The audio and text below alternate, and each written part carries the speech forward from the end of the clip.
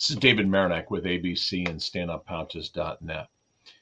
When it comes to the beverage industry, obviously a lot of companies are looking for sustainable and eco-friendly options. Not all solutions or not all, full-scale changes.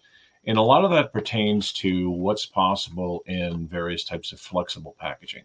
Flexible meaning a spouted pouch, maybe a spouted pouch with a spigot, spouted pouch with a straw, whether it's the incorporated straw or these like Capri Sun, which are kind of nasty as far as the Capri Sun over the years has gotten kind of poo-pooed, but again, we can do it.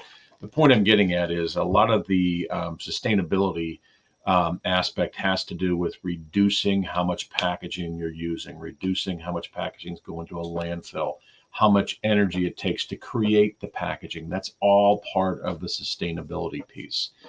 Obviously the energy it takes to make a glass liter bottle versus a liter bag is night and day.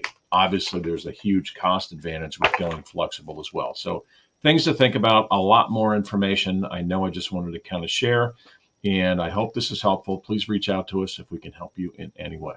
Thanks.